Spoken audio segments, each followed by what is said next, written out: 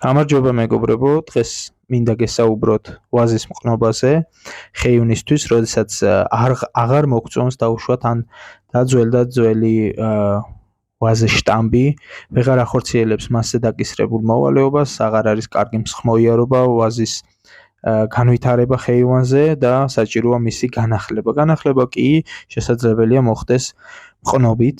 თუმცა ამ მსობაში აუცილებელია დავაკვირდეთ შტამბისა და ფესვთა სისტემის სიჯამრთელეს და აღნიშნულ შემთხვევაში შტამბიც და ფესვთა სისტემაც საკმაოდ ჯამრთელი და ძლიერი იყო, რამაც მომცა იმის საშუალება, რომ განმეხორციელებინა მყნობა და მიმეღო ის სასურველი შედეგი, მიმეღო ის ახალი ჯიშები, რომელიც დღეს საკმაოდ მოთხოვნადი და პოპულარულია.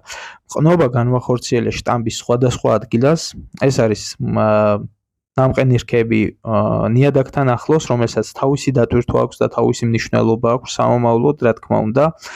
გადაჭრა ვაზის ზედა ნაწილის მოხდა აქ, სადაც დაზიანება ძალიან დიდი იყო, შტამბი აღარ ვითარდებოდა, ეს რქები კი შეირჩა იმის გათვალისწინებით, რომ საკმაოდ კარგი მდებარეობა ჰქონდათ და საკმაოდ კარგად გამოიყურებოდნენ.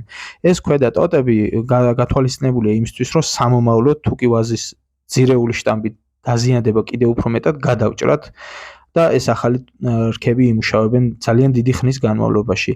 ვაზის მსხმოიარობაზე, ასე ვთქვათ, ზედა ნაწილში განთავსებული რქები არიან უფრო მეტად პასუხისმგებლები ამ ეტაპისთვის. მე შევარჩიე ჩინური და გორული მწვანე და გორულაც. მე გეტყვით იმასაც, რომ როცა შტამბი ძლიერია, ფესვთა სისტემა საკმაოდ კარგად აწვდის საკვებ ნივთიერებებს ზედა მხარეს ვაზს, მაშინ შესაძლებელია განვახორციელოთ მყნობა 2 თუნდაც 3 სახეობის გათვალისწინებით. არის ამის საშუალება და პრაქტიკაში აგერ მეც მაქვს.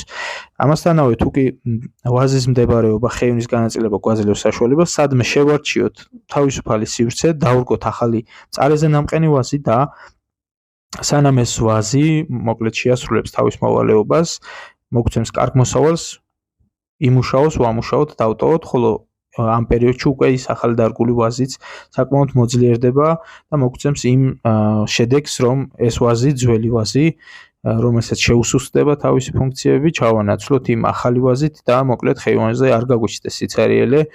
გამოიწერეთ ჩემი არხი, მადლობა ყურადღებისთვის.